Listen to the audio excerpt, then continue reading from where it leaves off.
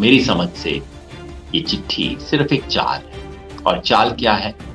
गेंद किसान के पाले में रहे, हमारी तरफ बॉल नहीं आए, जैसे ही बॉल आए दिमाग से उस तरफ कर। चिट्ठी के अंदर चार झूठ, चार चालाकियां, चार खेल। एमएसपी के बारे में लिखित आश्वासन दे सकती है। हमने कहा था ये तो हम मांग ही नहीं रहे। हम एमएसपी पे लिखित आश्वासन नहीं चाहते, हम एमएसपी की लीगल गारंटी चाहते हैं, वो भी स्वामीनाथन कमीशन के फॉर्मूले के हिसाब से। अब देखिए सरकार का जवाब क्या है। सरकार कहती है, मोटे तौर पे सरकार कह रही है, ये तो आप बिल्कुल एक नई बात उठा रहे हो, ये तो आज तक थी ही नहीं हमारी बातचीत में।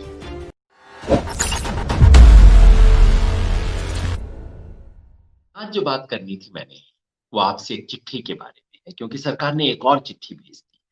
देखिए कितनी जल्दी जल्दी सरकार चिट्ठियां लिख रही है। जितनी जल्दी चिट्ठियां लिखती है, अगर सरकार उतनी जल्दी किसानों की दुख तकलीफ दूर करने के लिए कुछ काम करती तो क्या बात होती। चिट्ठी है फिर वही सरकार के जो ज्वाइंट सेक्रेटरी हैं, जिनको कल हमने चिट्ठी, तो कल हमने चिट्ठी लिखी और देखिए आज हमें जवाब आ गया। देश के किसान सोचते होंगे कि काश मेरे भी दुख तकलीफ, मेरे कंप्लेंट्स, मेरी शिकायतों के जवाब भी इतना जल्दी आ जाए। खैर, एक चिट्ठी, क्योंकि ये चिट्ठी नहीं है, ये जो चिट्ठी डिप्लोमेसी चल रही है ना, दनादन सरकार चिट्ठियां दाग रही। क्या सरकार को इतना चिट्ठी लिखने का शौक है, या कि इन चिट्ठियों का इरादा कुछ और है? मेरी समझ से ये चिट्ठी सिर्फ एक चाल है। और चाल क्या है? गेंद किसान के पाले में रहे, हमारी तरफ बॉल नहीं आए, जैसे ही बॉल आए दिमाग से उस तरफ कर। खेल क्या है? ये दिखाते रहो कि हम बातचीत में दिलचस्पी रखते हैं, बातचीत हमें करनी नहीं, किसानों की एक बात सुननी नहीं, जो उनकी बात है उसके ऊपर कुछ करना नहीं। बस ये आभास देना है कि हम किसानों से बात करने के लिए तैयार हैं, बस आप बात नहीं कर रहे, आप बताइए, हम सब कुछ करने को तैयार हैं।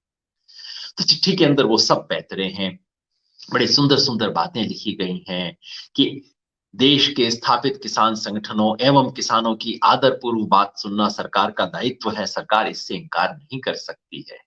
अरे अगर आप यही मानते होते तो किसानों के ऊपर आंसू गैस चलाते, उनके ऊपर ये सब करते।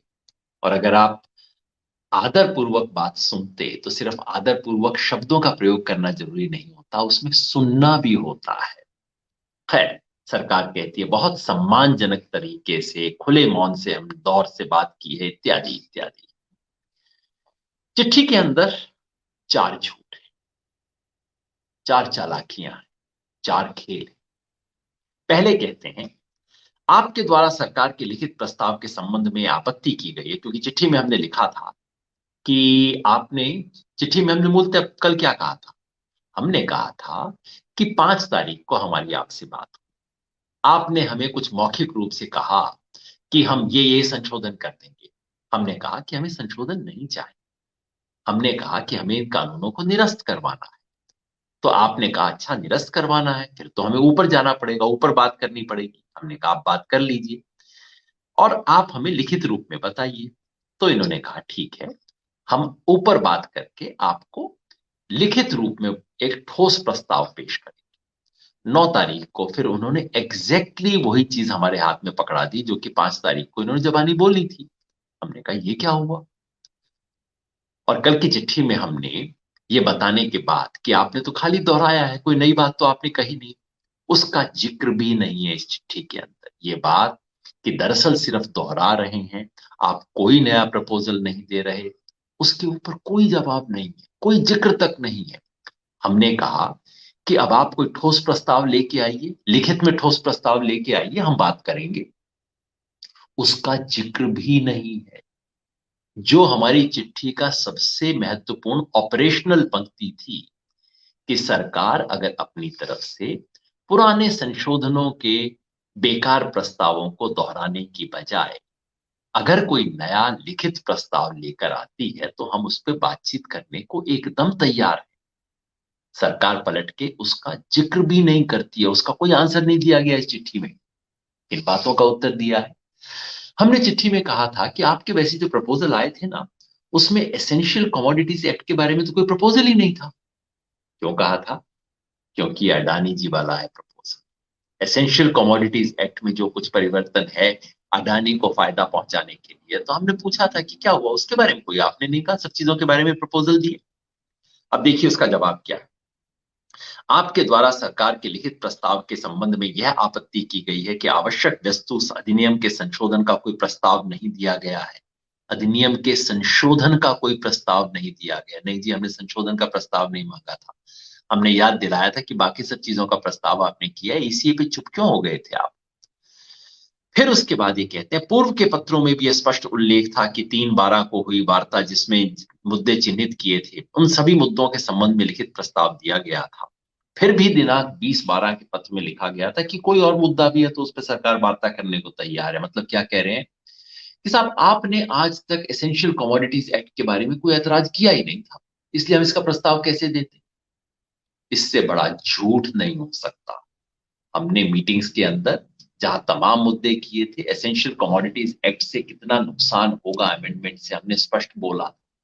अगर वो चीजें याद थी तो क्या अडानी जी की चीज नहीं सुनती है? दूसरा झूठ, हमने कल बड़ी बात कही थी, स्पष्ट कही थी कि सरकार कहती है कि हमें एमएसपी पर 3 कानूनों को रिपील करना है। वो तो हमने स्पष्ट कह ही दिया था।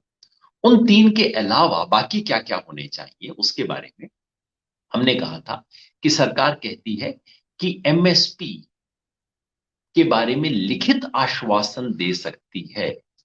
हमने कहा था ये तो हम मांग ही नहीं रहे। हम एमएसपी पे लिखित आश्वासन नहीं चाहते, हम एमएसपी की लीगल गारंटी चाहते हैं, वो भी स्वामीनाथन कमीशन के फॉर्मूले के हिसाब से। अब देखिए सरकार का जवाब क्या है। सरकार कहती है, मोटे तौर पे सरकार कह रही है, ये तो आप बिल्कुल एक नई बात उठा रहे हो, ये तो आज तक थी ही नहीं हमारी बातचीत में। एमएसपी की बात हमारे इतने लोगों ने जाके की, वहां पे मंत्रियों से खुल के बातचीत हुई। अमित शाह से स्पष्ट पूछा गया कि क्या आप एमएसपी खरीदेंगे, सारी फसलों को एमएसपी देने को तैयार है। उन्होंने कहा सवाल ही नहीं होता, हम नहीं दे सकते। अब देखिए सरकार कितनी मासूमियत से कहती है, कृषि सुधार से संबंधित 3 कानूनों का न्यूनतम समर्थन मूल्य की खरीद से कोई संबंध ही नहीं है, और ना ही इन 3 कानूनों के आने से न्यूनतम समर्थन मूल्य की खरीदी व्यवस्था पर कोई प्रभाव है। इस बात का उल्लेख वार्ता के हर दौर में किया गया था। स्पष्ट किया गया था कि सरकार न्यूनतम खरीदी की वर्तमान व्यवस्था के लागू रहने के संबंध में लिखित आश्वासन देने को तैयार है। इस विषय में कोई नई मांग रखना जो नए कृषि कानूनों से परे है, उसका वार्ता में सम्मिलित किया जाना तर्कसंगत प्रतीत नहीं लगता है। मतलब कि एमएसपी की मांग को रखना, ये तो बिल्कुल एक नई चीज आ गई। इसका तो वार्ता में अब तक कोई जिक्र नहीं था, इसका आप उल्लेख कैसे कर सकते हैं? फिर भी जैसा कि पूर्व में उल्लेख किया गया है, सरकार आपके द्वारा उठाए गए सभी मुद्दों पर वार्ता के लिए तैयार है। कितनी दरियादिली है, सोचिए तो। कहते हैं एमएसपी का आज तक कोई जिक्र नहीं था। मतलब जो हम अपने पूरे पेम्फलेट, अपने सारे बैनर, स्लोगन मीटिंग के अंदर बोला, मंत्रियों से बात हुई, सब कान में मोम, कुछ सुना नहीं। और अब कहते हैं हाँ अगर आप कोई नई चीज लाना चाहते हो फिर भी हम सुनने को तैयार हैं। सोचिए, चालाकियां देखिए क्या क्या खेल कर रहे हैं। फिर बिजली वाले बिल के बारे में हमने कहा था, बिजली वाले बिल के बारे में आपने जो प्रपोजल दिया है वो तो उस बिल का जो सेंट्रल चीज है उसके बारे में है ही नहीं। और पराली वाले पे हमने कहा था, आप कहते हो उपयुक्त जवाब दिया जाएगा। ये कोई प्रपोजल है? अब देखिए इसके ऊपर सरकार क्या कहती है। मतलब हर कदम पे कुछ ना कुछ चालाकी, कुछ ना कुछ, एक तरह से बात को बहकाने की कोशिश। तो पराली और बिजली वाले के ऊपर ये कहते हैं, जहां तक विद्युत संशोधन अधिनियम तथा पराली को जलाने संबंधित प्रावधानों का प्रश्न है, उन पर भी सरकार 3 तारीख की बैठक में चिन्हित मुद्दों पर दिए गए प्रस्ताव के अतिरिक्त भी यदि कोई अन्य मुद्दा है तो उस पर भारत सरकार वार्ता के लिए तैयार। हमने कहा था, आपने तो इसके बारे में कोई प्रपोजल दिया ही नहीं है। हमने कहा था हास्यास्पद होगा, हंसने जैसी बात होगी, इसका क्या जवाब दें? तो सरकार कहती है इसके अतिरिक्त कोई अन्य मुद्दा है। हमने तो चिन्हित मुद्दों पे जवाब दे दिया, कोई और है तो हम बात करने। तो हर चीज में ये है, आपकी बात बेकार है, आपको हमारी बात समझ नहीं आती, लेकिन हम तैयार है बातचीत करने की। और आखिर में भी फिर मैं आपसे पुनः अनुरोध करता हूं, सरकार साफ नियत तथा खुले मन से आंदोलन को समाप्त करने के मुद्दों पर वार्ता करती रही, आगे भी तैयार है। आप कृपया अपनी सुविधा अनुसार तिथि व समय बताएं, बस आप टाइम बता दो। इसके साथ ही जिन अन्य मुद्दों पर वार्ता करना चाहते हैं उन मुद्दों का विवरण दें। यह वार्ता आपके द्वारा सुझाई गई तिथि व समय को की जाएगी। देखिए मतलब कितनी उदार हो गई है भारत सरकार, कहती है कि हम एकदम तैयार हैं, आप टाइम दो, आप तारीख दो, आप जो एडिशनल मुद्दे हैं वो बताओ। जैसे ही हमको मुद्दा बताएंगे वो कहेंगे अच्छा आपने अमेंडमेंट मांगा था ना, इसके ऊपर बताइए, हम इस पे अमेंडमेंट कर देते हैं। वो क्या रहा है, सिर्फ ये कहना चाहिए कि साहब आप बताइए, वार्ता करेंगे हम, आप बताइए रिपील किस तरह से करोगे, आप बताइए एमएसपी की लीगल गारंटी किस तरह से दोगे, ये मांगना चाहिए। चिट्ठियों का सिलसिला जारी है। चिट्ठियों का सिलसिला इसलिए जारी है कि कुछ करना नहीं, सुनना नहीं, सुनते हुए दिखना है। वार्ता नहीं करनी, वार्ता करते हुए दिखना है।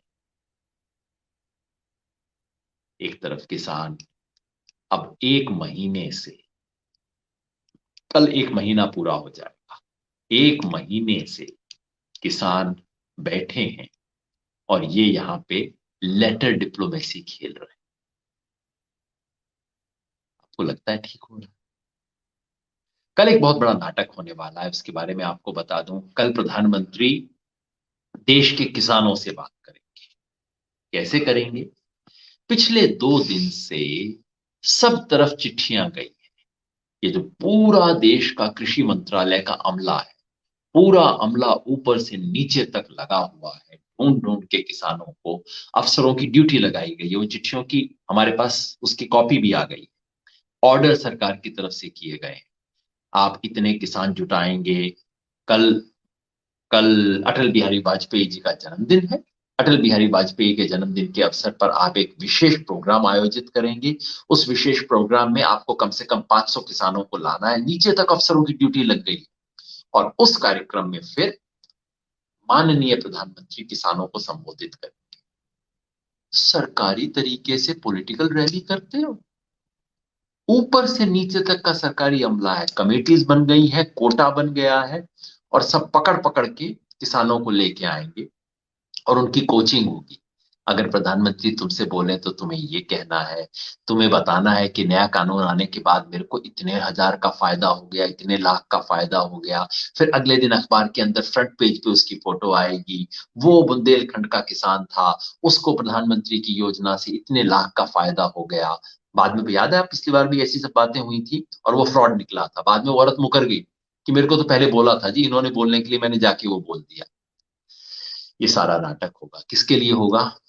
टीवी के लिए होगा, ताकि टीवी पर दिखाया जाए देखिए कितने करोड़ किसानों ने रजिस्ट्रेशन किया। अरे भाई, किसानों ने नहीं, सरकारी अफसर बैठ के रजिस्ट्रेशन कर रहे हैं अपनी नौकरी बचाने के लिए। अफसरों को ऑर्डर दिए गए हैं कि तुम्हें ये काम कल तक करना है। ये सब इंदिरा गांधी वाले धंधे हैं। इंदिरा गांधी भी ये सब काम करवाया करती थी।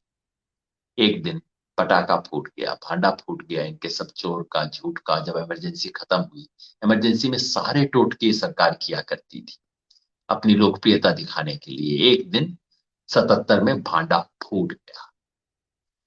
इस सरकार का भी भांडा फूटेगा, इस तरह के काम अगर करते हैं तो। कल कितने किसान आएंगे, टीवी पे तो जरूर होगा, टीवी पे दिखा दिया जाएगा देश के इतने किसान आए। और कल शाम को कोई पत्रकार जरूर फोन करेगा, अब आप ही बताइए योगेन जी, इतने करोड़ किसान यहाँ पे आए, इतने करोड़ किसानों ने प्रधानमंत्री की बात सुनी, अब आप कहते हैं कि ये तो स्वीकार नहीं है, आप ही बताइए क्या करें।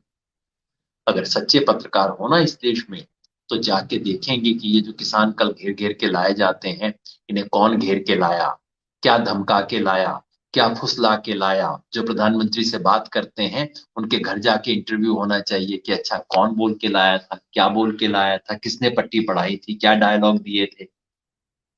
वो सच्ची पत्रकारिता हो। ये सरकार, कई बार मुझे लगता है, सिर्फ टीवी के पर्दे पे चलती है, सिर्फ प्रचार के लिए, प्रचार के द्वारा प्रचार की सरकार है। लेकिन आंदोलन सड़क पे है। आंदोलन सिर्फ प्रचार से इसका मुकाबला नहीं किया जा सकता। अंत में सच की जीत होगी, यही एक उम्मीद कर सकते हैं। बहुत बहुत शुक्रिया। अगर आपको हमारे वीडियोस पसंद आए तो प्लीज लाइक करें, सब्सक्राइब करें और शेयर करें।